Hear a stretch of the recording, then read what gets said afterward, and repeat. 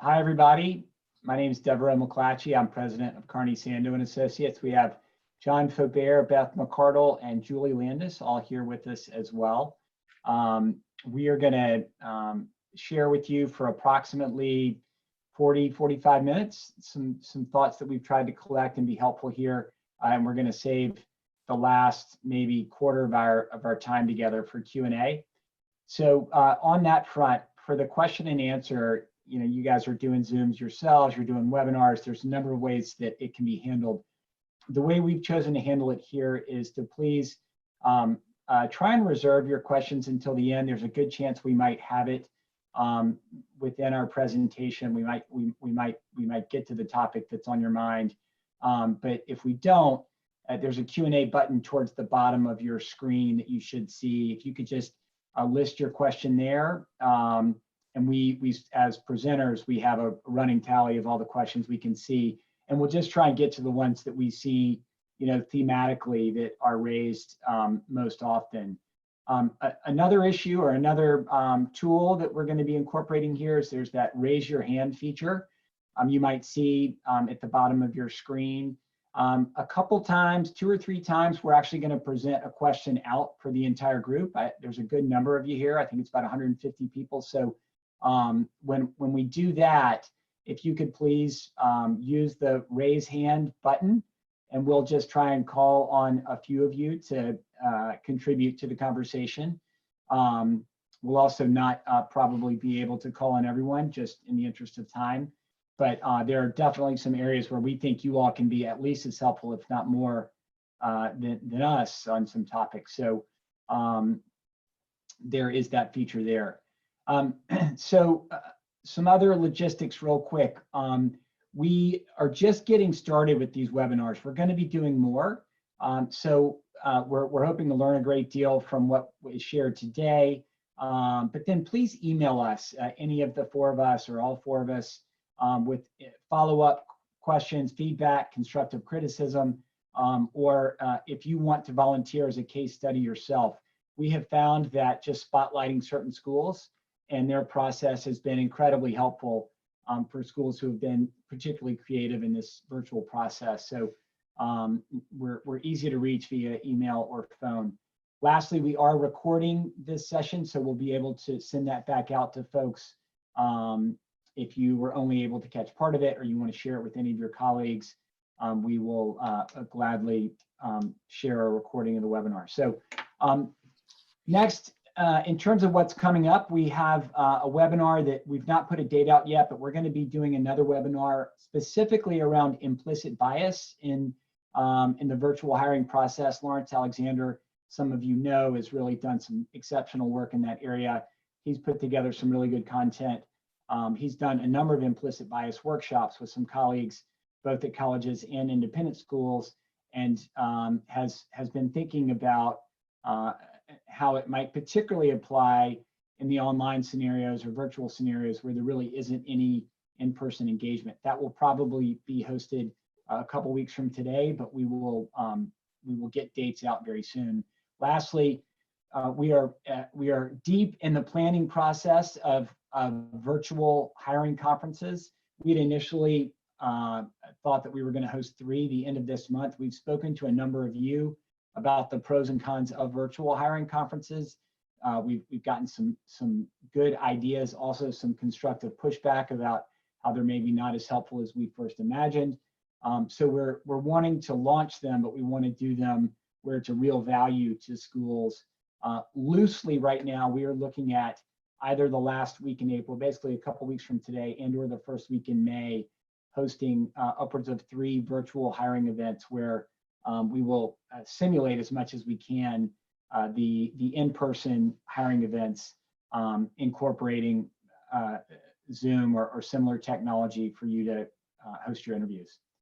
So, Julie, I think if we can look at maybe just the outline of our presentation here. We're going to try and cover a lot in a pretty short amount of time. These are questions that our outline was determined by all the questions that you all wrote in advance. So thematically, these were the ones that seem to come up most often. Basically, what's going on with schools? Are they hiring? What's changed? Next topic we're going to cover is how candidates are responding to the online environment with COVID taking place. Kind of the meat of the discussion, I think, is going to be about how schools can effectively assess candidates virtually with no in-person component to it. We will then move into some discussion around a demo lesson or other tools that schools have been exploring in lieu of a demo lesson, which for so many independent schools in particular has been a non-negotiable at the finalist stage of the hiring process. We're going to talk about creating community or how you can connote or suggest your own particular culture and community online. What are the best ways to do that? And then we'll finish with just some quick tips on best practice around virtual interviewing. All right, so we will move first into what's going on with schools. What are we hearing from schools? We did a survey that many of you filled out. Thank you. We had a fantastic response rate there. And here's the situation. Schools are hiring. We heard back from 72% of you said that you are effectively not changing your hiring process except for the virtual components, meaning the positions you had listed, you're continuing to work on, you're trying to stay competitive. Obviously, the middle of March was a huge sort of pause button for many schools as you tried to switch to an online environment. But we were actually surprised by that number. We thought it would be lower. But more than 2/3 of all of our schools that we've been in touch with or that have responded have said they're trying to forge ahead basically pre-COVID or with the positions that they know they need to fill. About another 20% or so have let us know that they are reducing the number of positions that they originally thought they had listed or that they were trying to fill. And really only 6% of schools have said that they have formally frozen their hiring process. Obviously, a lot of you are keeping an eye on enrollment and keeping an eye on some of the financial contingencies that are still very much in play with your school around how things are going to look later this spring or summer. And so, one of the things we're seeing anecdotally, I don't know how pervasive this is in schools, but some schools that have continued with their hiring are now exploring conditional offers or trying to cover themselves in the event that COVID continues longer than maybe expected. So that has caused some anxiety with some candidates. It is obviously not our domain. We're not lawyers, but we are hearing, certainly not a majority of schools, but anecdotally, some schools are introducing that into their process. So the next topic to move into is what schools are asking of us as an organization that maybe wasn't a part of our process earlier on. So on the placement side, which is really what we're trying to focus on today, a few things we've noticed the last 3 weeks. A lot of hiring contacts are leaning on us more heavily than they have in the past with respect to candidates' availability and also candidates' comfort level with the virtual process. Many of you are more pressed for time than you have been in the past. You're trying to figure out how to navigate online classrooms and also your own families, which have obviously been kind of thrown into disarray by this process. So you might not have as much time for hiring as you have in the past. So schools have been leaning on us more to try and say, look, I just need you to, outside of ORM, outside of any sort of online applicant tracking system, let's just talk candidates. Who are the top 3? Who are the top 5? And trying to engage more directly with some of our placement associates, which has caused us to try and focus more, I think, aggressively on understanding exactly where our candidates are in the process. Who is available? What is the situation with their geography? Are they comfortable actually going forward with schools without going to campus? Most candidates are, some candidates are not. So these are some additional considerations that hiring contacts have been asking of us on the placement side. We've been engaging in more texting with hiring contacts than we have in the past. A lot more cell phone calls, more engagement sometimes at night and on weekends, just because schedules for all of us, for you guys as hiring contacts, for us internally at Carney Sando, schedules have become so erratic trying to navigate family and everything else. I'm sorry for sort of the lecture nature of this, but we are going to get to Q&A, at least 15 or 20 minutes of it towards the end. So we want to get through this outline pretty quickly. The next topic that we want to share just a little bit about is what candidates are telling us. What's the feedback we're hearing from them? What does the candidate pool look like? Many of you asked that question in the pre-questions that came to us when you registered. So by and large, as a gross generalization, we will say that candidates are extremely comfortable with this virtual process, maybe alarmingly so. Looking at, for example, the New York hiring event that we put on a month ago, or that was scheduled to go on, we canceled at the last minute.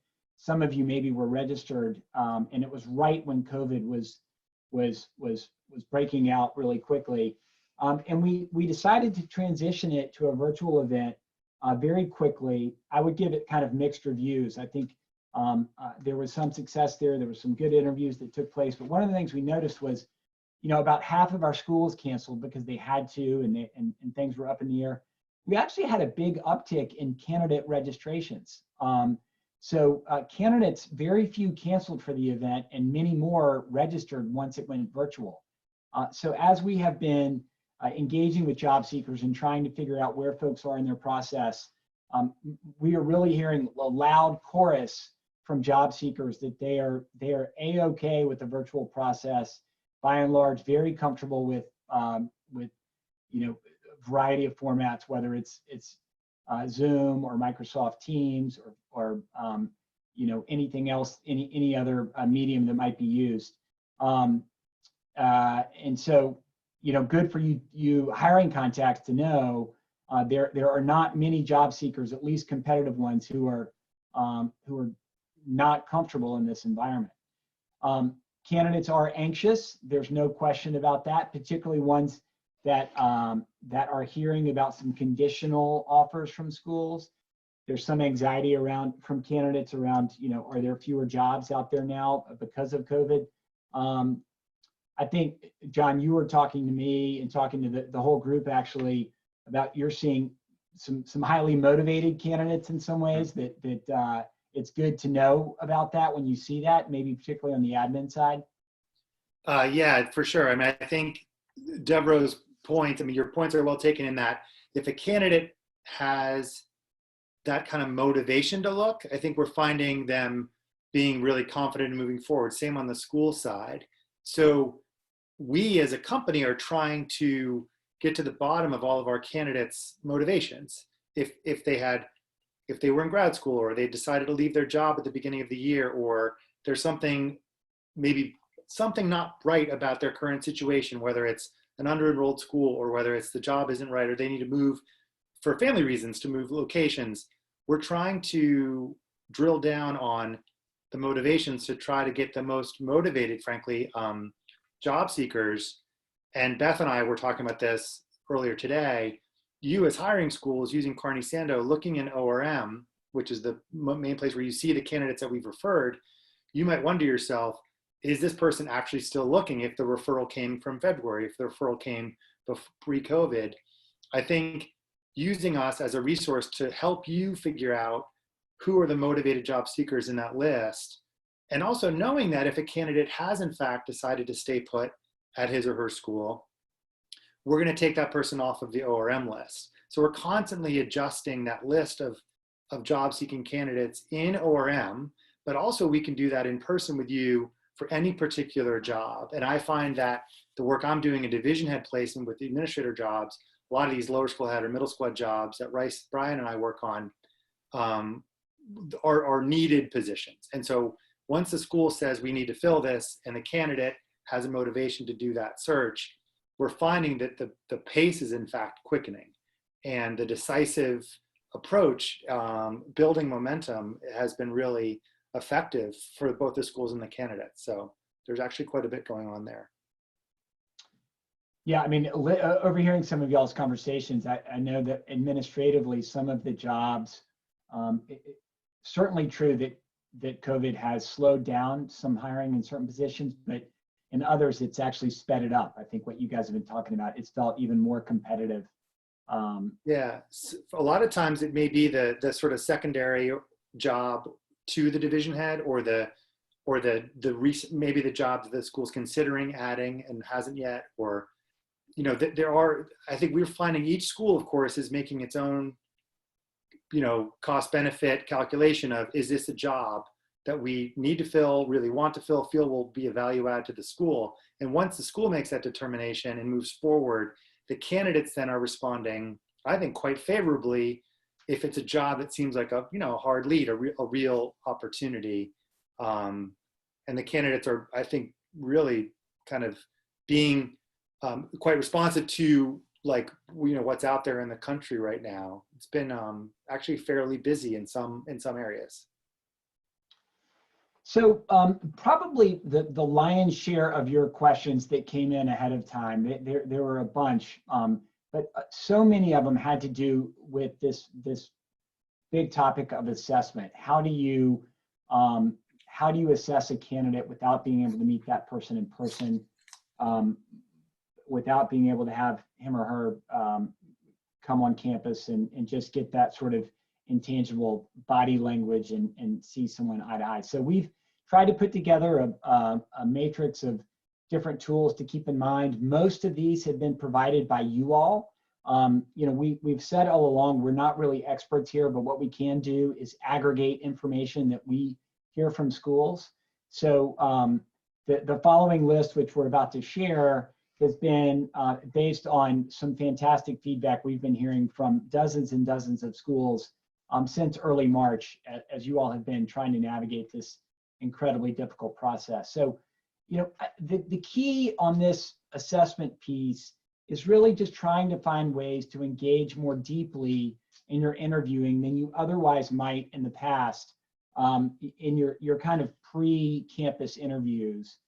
These are now the 100% of your interviews. So how do you find ways to engage with someone online more deeply than you otherwise might have been doing on the phone or online previously? So here are a few tools or a few ideas, many of which you might already be incorporating. The first, we would say, borrowing from the retained search model of even head of school search, is trying to introduce case study questions rather than just having questions that maybe some of you have been doing this a long time and you've got a routine that feels really comfortable to you, a fairly direct black and white questions. Introducing hypotheticals or case studies where you really have to watch the job seeker think on her feet, where there's a problem outlined and you make it clear that there really isn't any particular correct answer, but you just want to watch her sort of think out loud and think through the process.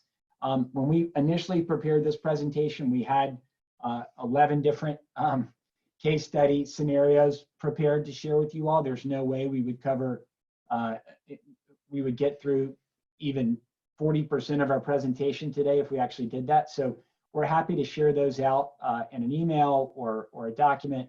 And these are only ones we've heard other people talk about or some that we've brainstormed on our own, but things around curriculum, things around sort of parent issues that can come up, discipline issues. You can create case studies around student life scenarios that have been popping up in your schools recently. Obviously, the case studies are going to depend on, if it's for a third grade teacher, it's probably going to be different than a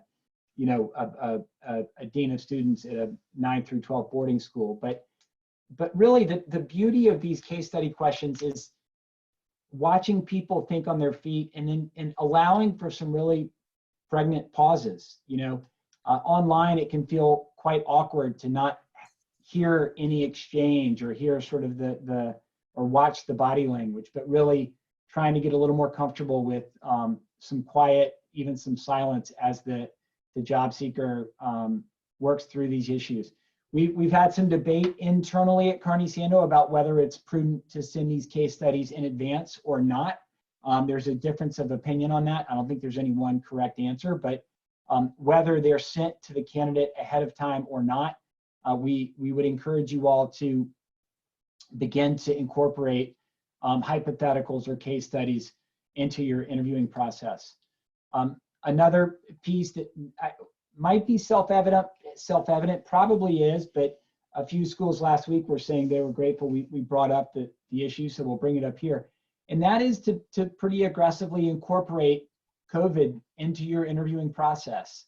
You know, you learn more about people during adversity than any other time. Their true colors come out. So there hasn't been a time with more adversity than the coronavirus, at least in the life of schools, in a long time. So we would encourage all of you to make sure you have some questions around how the job seeker has been handling COVID, particularly professionally.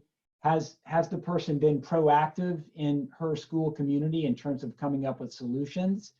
Has she been someone who was at the forefront of pushing schools to think creatively? You all know that this took pretty much every independent school by surprise, because not all, but 90-something% really don't have aggressive online curriculums.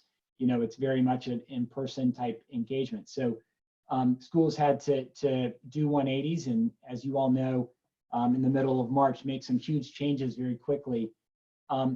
Was the job seeker you're talking to, was she one who was really there making changes and going in glass half full, or was she one who was more hesitant and holding back? So that should be an area we would encourage you to pursue.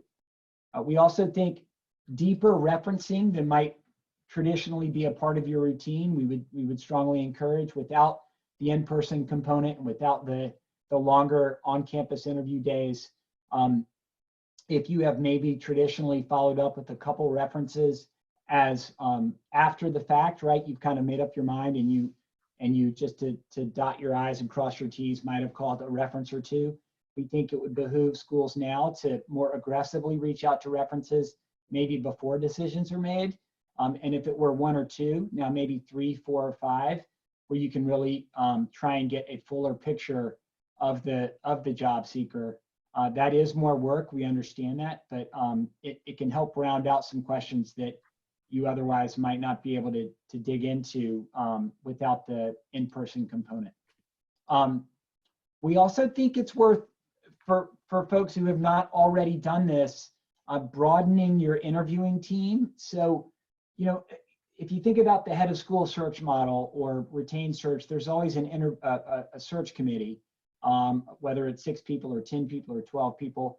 On the placement side, you know, schools are all over the map, and sometimes there's committees, but sometimes there really is just a point person that navigates a great deal of it, and then maybe towards the end has the finalist candidates meet with some additional folks. If you all can manage it within your everything else you're juggling, we think it could be incredibly helpful to broaden your interviewing team to where you have kind of a core 4, 5, or 6 people that are shouldering the interviewing burden with you. You know, logistically, it's hard. It's a lot more Zooming. It's a lot more coordinating schedules, but it does give you a more rounded perspective of these candidates, particularly if you build in some sort of evaluation matrix where you can compare and contrast your experience.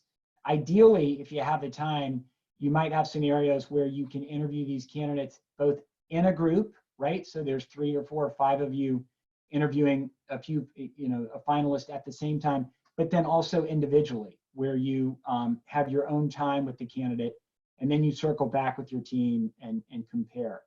In the same vein, or related to that, we think it's really important that you systematize some sort of virtual visit days with these candidates, where you let, maybe like your admissions offices right now, or last week or this week, where you have days created that are effectively simulating the on-campus interviewing process. And actually, at this point, we would like to do this raise a hand feature and ask anyone that's participating right now if you've done something similar. Many of you are in this finalist phase of many positions. Have any of you created kind of a virtual visit day for, say, your top 2 or 4 candidates as finalists? And Julie, I think you'll navigate. And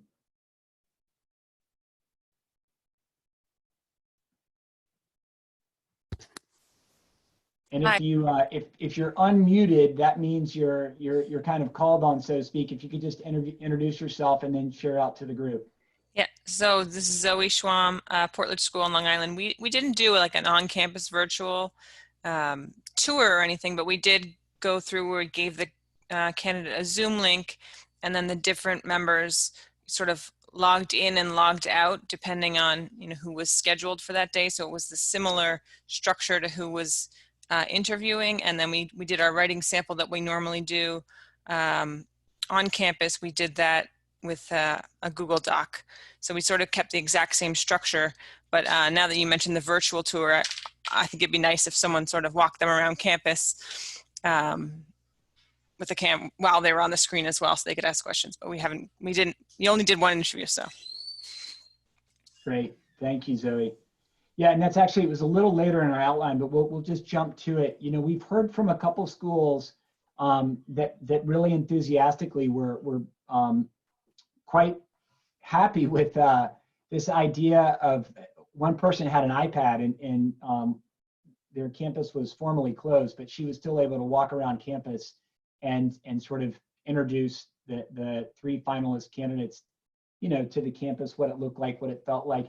Have any of the participants on the call right now done something similar where you literally have walked around with some sort of, mobile device, a cell phone or an iPad?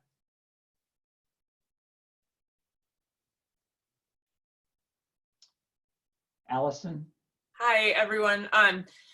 My name is Allison Easterling. I'm the Assistant Dean of Faculty at Lawrenceville School in New Jersey.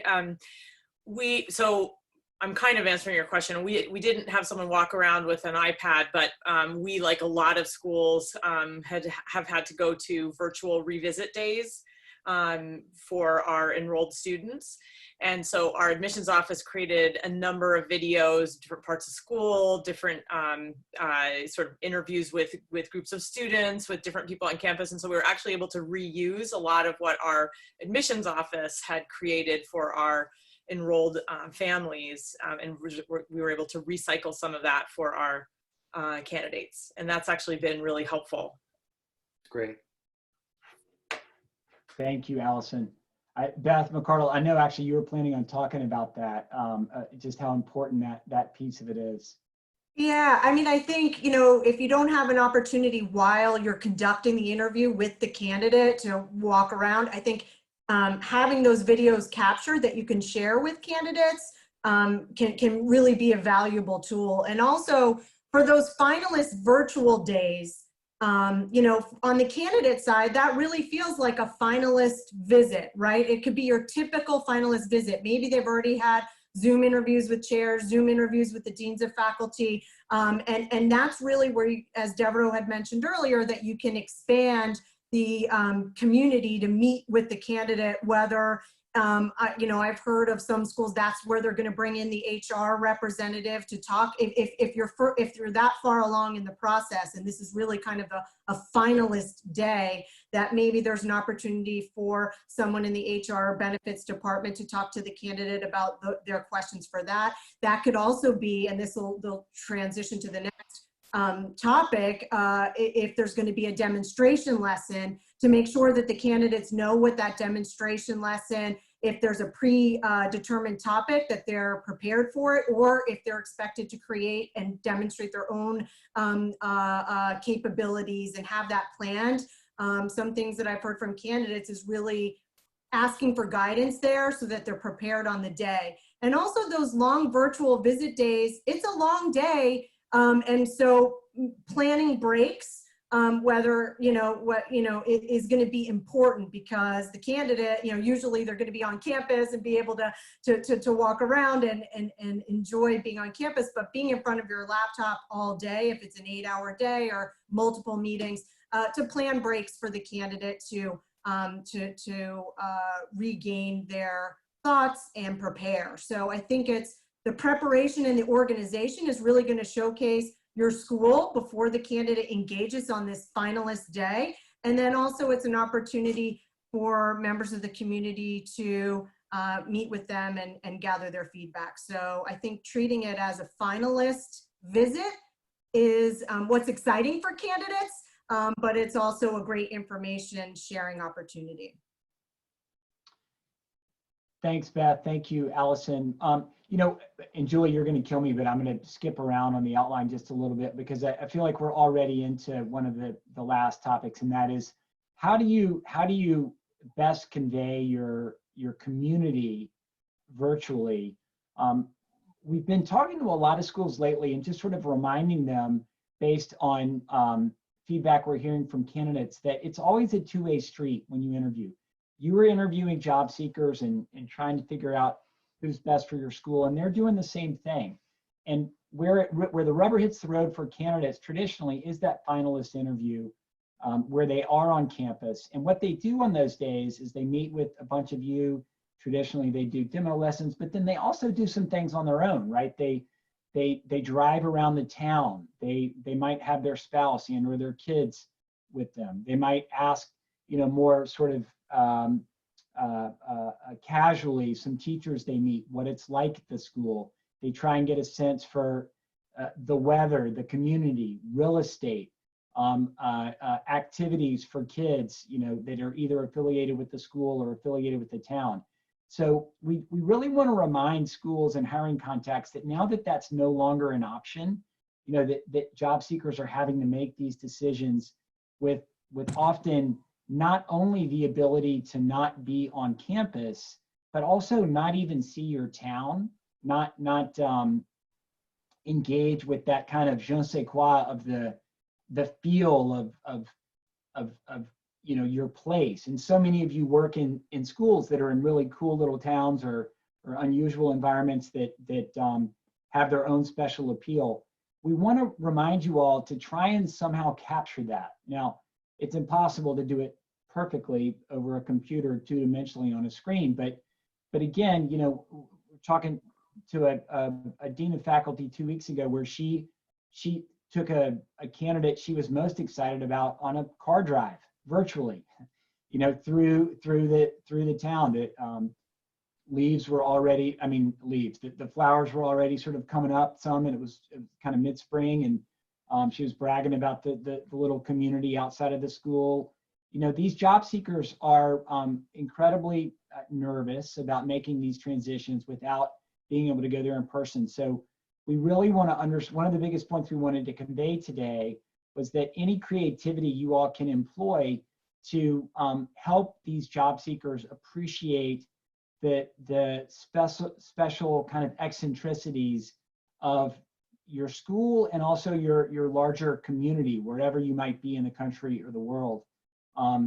That's really important. So I don't know if anyone can share there, but once again, just that raise a hand feature. Does any of you on the call, do any of you have anything you can share on this more,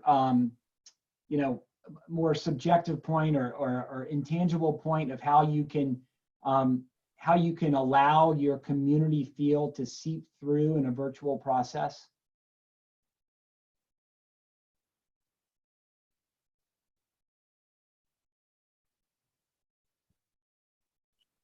Devereaux, while we're waiting for someone to raise a hand, I wanted to give a quick mention to the resource page that Julie's been building out on our site, where we already have a couple of examples of virtual visits through interviews with candidates who've gone through them in schools. Julie, I don't know if this is a slide you could put up. We didn't ask for this for the URL, but it's on our website. Can you remind us where it is on the website? It's carniesando.com/virtual hiring. We'll put up the URL again at the end of the webinar, and we'll also include it in the email when we send the recording around too.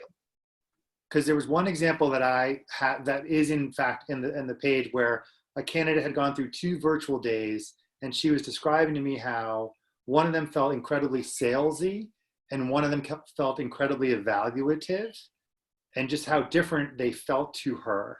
So one, she really felt like she got question after question, and the school was getting to know her and getting every last bit of information out of her as it could.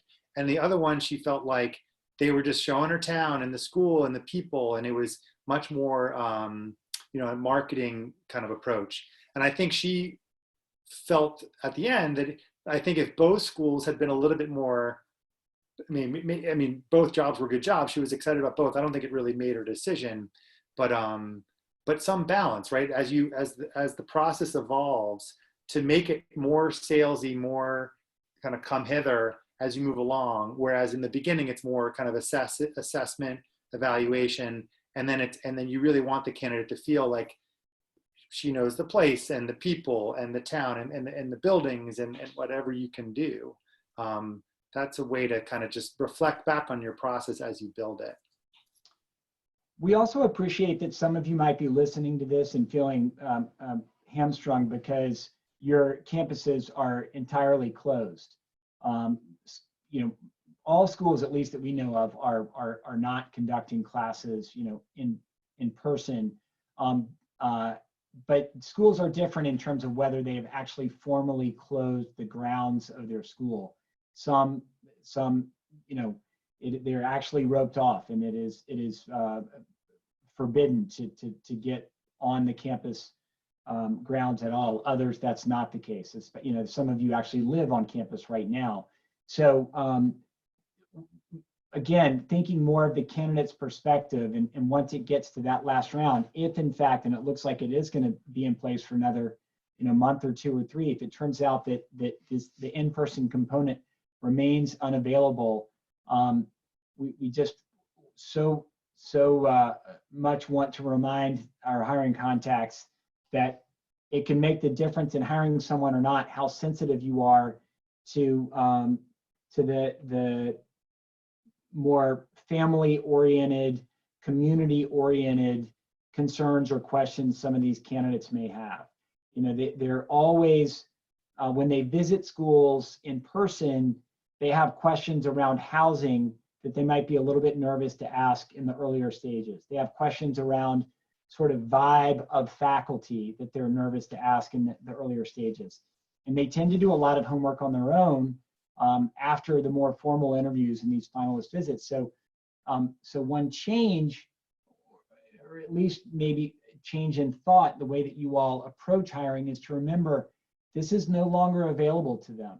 So you are evaluating, but you're also recruiting, and the more you can make it clear to them the special components of your community, its friendly nature, its inclusive nature, and involve more people in the process, the better. So I want to turn now back to a question that so many of you have had over the last 3 or 4 weeks, that frankly, we don't feel like there really is any golden nugget of an answer, but it's no reason for us to avoid the question. And that is this question of a demo lesson.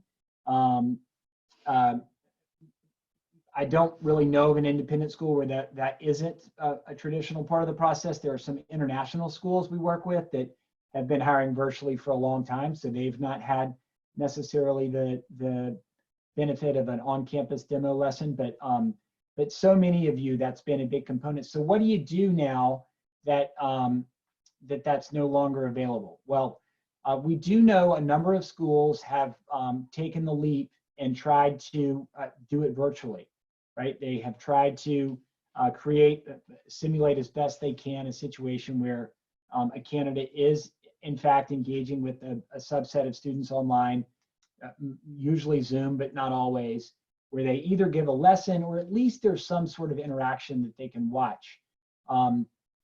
We've heard pros and cons about this. We've heard some schools experiment and not been thrilled with it. Others said it worked beautifully.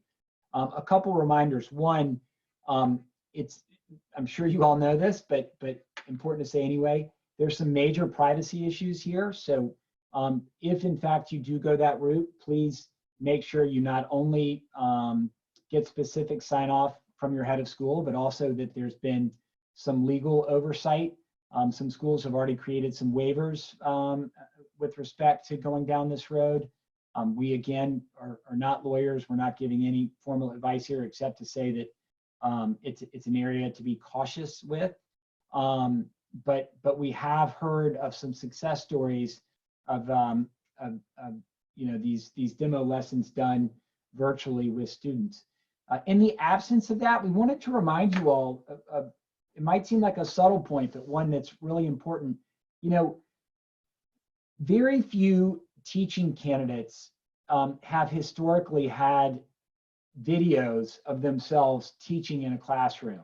We've encouraged it for years. Many of you as hiring contacts have asked for it for a long time, but very few candidates, I'll make up a percentage and just say 1 or 2%, and maybe not that many. Very few of our candidates have ever had like really authentic, good videos of themselves teaching in the classroom or giving lessons.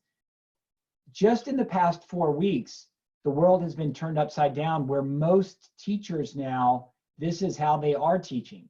Even very traditional teachers who would never have dreamed of doing it this way have been forced to do it this way. And we have been encouraging our candidates who are also job seekers to keep that in mind and try and record some of their material. Again, cautioning around privacy, cautioning around permissions, but if those are in place, finding ways to capture some of that online interaction with their own school, with their own students. And we are getting more every day, more materials from candidates on that front. Some of you have worked with Maddie Kumar as our English placement associate. She's gotten tremendous feedback from English candidates saying that they've been more aggressive in terms of creating some of their own, you could call it like an online portfolio. So it's still thin now, here we're at this mid-April, but we expect this part of a candidate's portfolio to start growing aggressively. And it would not be unusual or out of bounds for you to ask some candidates if they have examples of them teaching, whether it's a URL or a YouTube station or something that they can share. Devereaux, can I ask a quick question? Yeah. So this is back to the raising hand idea. It's just something I thought of. Has anyone tried to have a prospective candidate give a distance learning class to your current school's group of students, which would seem to be a little bit easier in terms of sign-offs? So you come in and people have only been doing distance learning for a couple weeks or so.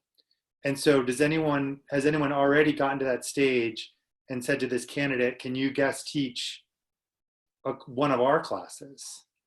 Hi, this is Zoe Schwam from Portland again. We did that as part of our visit day. That's what we do now. We bring them in and we do a demo class and then they meet with the hiring committee after that. So we did the same model. We gave them the information ahead of time and the Zoom link, and they jumped in and led the class virtually. How'd it go? I wasn't actually in it, but there were no issues with it. We did it twice for the 2 candidates for our position. And I think everyone was happy with how the whole day went. Great, thank you. How about others? Are there other examples of demo lesson stories, either ones that went well or maybe ones that didn't, that can chime in? Rocky Torres? Hey, Rocky. Hi, how are you, John? It's Rocky Torres from Evergreen. So we have not started doing any hiring yet, but we've been in the planning process. And one of the things that I've been thinking about is potentially, in addition to doing some sort of virtual demo lesson, creating a writing activity, whether it's maybe like a 15-minute mini lesson that the teacher would watch, and then have them provide us what they think went well, didn't go well, what they would have done different, and some next steps. Because what I've been trying to get at is how this person may teach live time versus virtually. And that was just one of the ways I was thinking about being able to capture some of that information about a candidate. Thank you. Great. Thanks, Rocky. Lea McCormick? Hi. So we have not done that. We tried it once a couple of years ago, but we haven't done a virtual lesson for a candidate in this round. And so one question I have is about doing that when we're not quite sure when we'll be ready to move forward with hiring. So are there any thoughts about that, whether or not you would ask a candidate to do a virtual lesson now? We only have a limited amount of class days remaining before we are concluding our school year. And so I just So wanted you're not, thoughts. it's almost like a contingency demo lesson in case Right. That's right. I think for the candidate who wants the job and wants to put herself out there or himself out there, and they want to do it, it's also practice for them for other jobs. And as long as you're transparent about that piece, I think that should be fine. Okay, thank you. Yeah, I mean, it will sound very utilitarian, but I would say if you don't offer it, then you know you're not going to hire the person. But if you do, you at least provide yourself the opportunity to potentially go down that road. And you always want to give yourself as many opportunities as possible. So, Janet, hi, Janet. Hi, Deb. So I'm at Sonoma Academy here in California. Fortunately, we have no hires this spring, but I did speak to a colleague who did an online demo, and he said it really fell flat, that the kids just didn't respond at all. And I thought it might be worth putting a classroom together of your kids who will raise their hand in any situation, just because we know that demo classes are always challenging, and you would be sure to see a little more energy, and you would still see a lot in terms of how that teacher planned the lesson, interacted, etc. But you'd be supporting their best self in the process. Thank you. It's a great point. We've got maybe 5 more minutes of our presentation here, and then we've got a couple questions at least that some of you have written in with. So on that demo lesson piece, big picture, we just want to say we recognize for so many of you how important it is in trying to find ways to get at the person's capacity to engage with kids is the overriding question there. So we would encourage folks to stay aggressive and try and experiment. John Walker, did you have one other example that you wanted to share? I do. It's really simple one, but for us it was very effective. We asked the candidate provide a 2-week unit plan for what you would do for the particular class, and then send us also all of the resources that you would use. In terms of, let us see your PowerPoints, your videos, all the resources that you would bring to those 2 weeks, and how you would use them in specific lessons. And then when we had the interview after that, we could really engage the candidate in terms of how does this look like in the class. So it's a pretty simple solution to it, but it was very effective for us. That's great. And John, where do you work? Oh, Bentley Upper School, Lafayette, California. Oh, great. Thanks. Thank you. That's a great point. And we at Carney Sando try and stay relatively current with trends in education. And so many of you, I'm sure, have been reading about, here we are in this moment, the spring, the summer, maybe into the fall, but what does this mean, a year and 5 years out for education? And there does seem to be pretty broad consensus that to some degree, COVID and the transition to online learning is going to be a real catalyst for schools to move more aggressively into that direction, using some of the lessons we're all learning right now. The reason I mention that is if in fact that does play out, we've been talking about internally, as you all assess candidates and you're interviewing them in person and or looking for say lesson planning or virtual visits, it's more likely than not that creativity online and a certain currency with online teaching is going to become more and more important for good teachers and for good schools. And so, you know, just sort of a macro level reminder that it's stressful right now, and you've got to make probably some quick decisions this spring. But some of this online evaluation or evaluating of a candidate's online currency could also make sense more broadly for the person's contribution to the school 3 and 5 years from now. The last topic that we had identified we were going to cover today is just very mechanical, and that is a couple tips on best practice about interviewing online. Most of you know this. However, we have found, as we have been Zooming with heads of school or deans of faculty, we've been a bit surprised how many have not had their tech up to speed. So a gentle reminder that you know, candidates now are very comfortable in this environment. Candidates are interviewing you as much as you're interviewing them.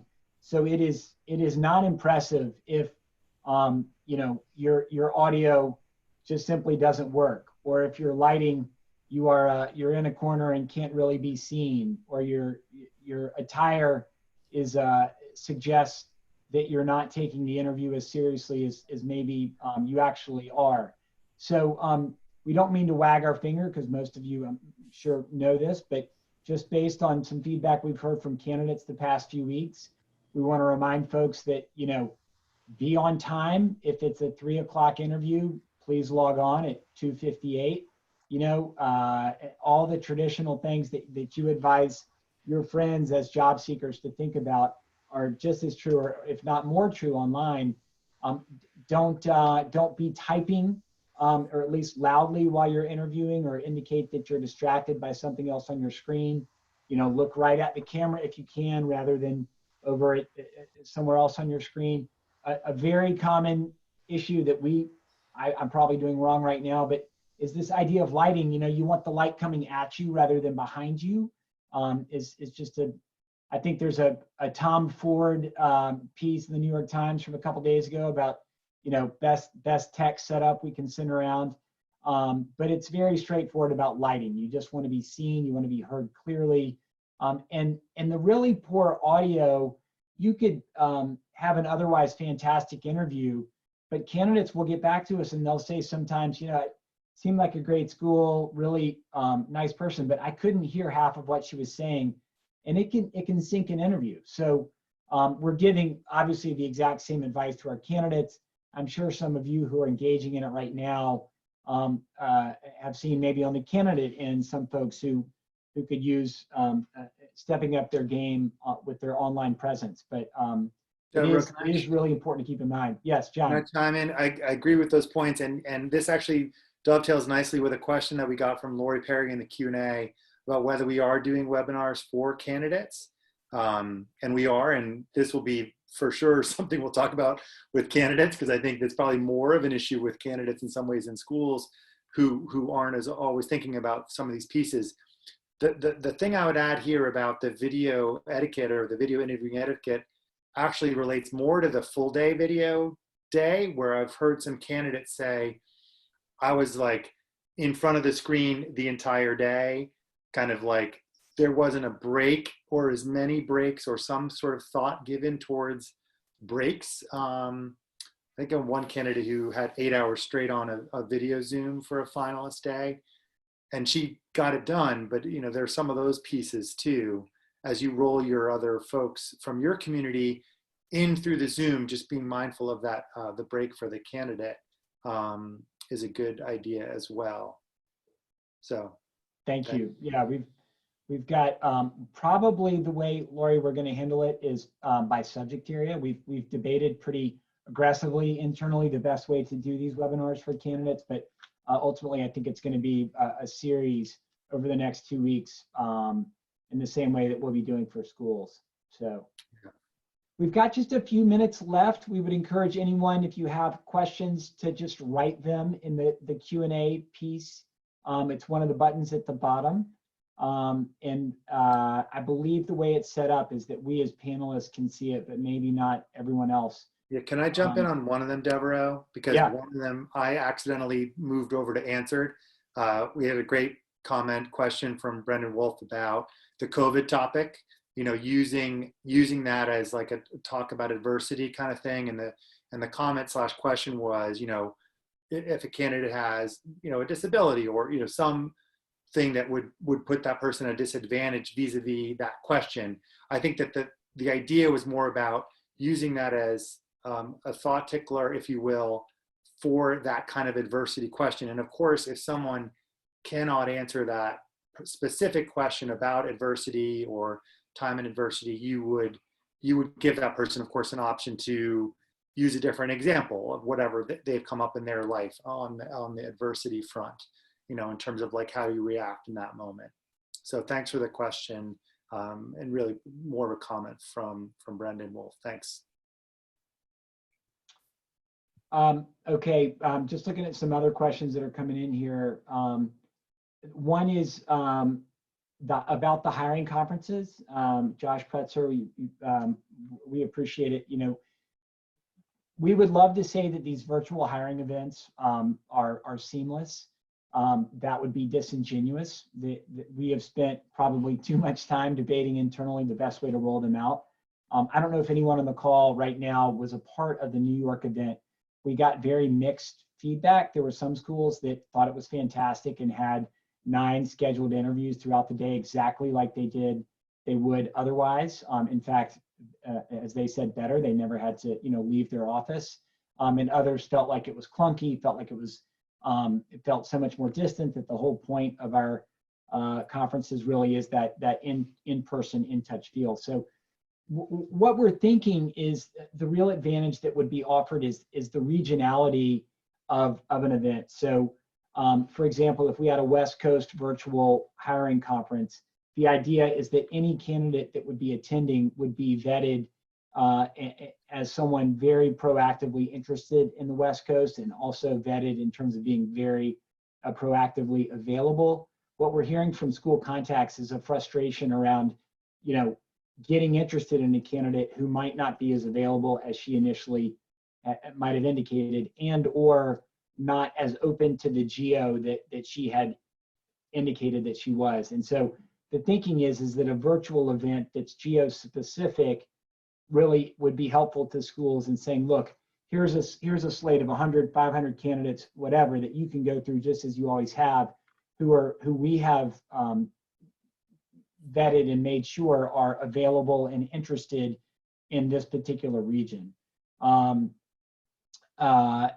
then in terms of the interviewing, we've experimented with some software out there. We think ultimately we would let the schools choose their interface of choice, and probably 70 to 80% would want to stick with Zoom, but I don't think we would own that part of the process. Josh, I was trying to answer your question as best I could, and but always happy to talk to you offline more about it. And we had another question about candidates potentially being laid off or schools closing. Thankfully, there's not been much of that, but there's been a little bit of candidates' positions being eliminated, or positions being at least, in sort of a threatened mode, like in terms of funding based on enrollment. And we are getting people who are registering with us this month who are in those situations and are engaging with us. And so we're trying to, get to the bottom of the situation, of course, and then refer those people out to jobs that we have listed. But I haven't heard of many schools closing at the moment, but certainly some positions at certain schools that maybe were going to be funded and aren't, or ones that are being eliminated, or some downsizing in certain departments. But we're keeping our eyes and ears open on that. Another question, we're actually a minute past the time. I think this was just 2 to 3, so we're going to need to wrap up. A question has come in about technology platforms for virtual demo lessons. We have internally been experimenting a great deal. Many of you know Scott Roy, who does a wonderful job. He does, tech placement, but he also handles all of our tech. He's been experimenting with a variety of platforms out there. There are some startups that are pretty interesting that are trying to jump in this space. We're nervous to recommend any since they're so new. We internally are big fans of Microsoft Teams. Most people or I don't know how many folks on the call are familiar with it or use it, but it does not seem to crash out. It also has some nice security built in. I don't know how effective it would be for the demo lesson piece, but in terms of a platform, it's been very stable for us, and we've been interacting with some schools externally with it as well. If you haven't played around with that one yet. We are a couple minutes over, so I think we're going to need to wrap up just to be sensitive to people's time. But please, please don't hesitate to email any additional questions. Let us know if this was helpful. Let us know if this wasn't helpful. We want to revise and continue to feed back out to schools as much as we're hearing, because it's a really difficult time, and we just want to be facilitators as best we can. So we really enjoyed talking with all you, and appreciate, I think it was over 150 people joining here. So thank you all for being a part of it. Thanks, everyone. Thank Stay you. safe.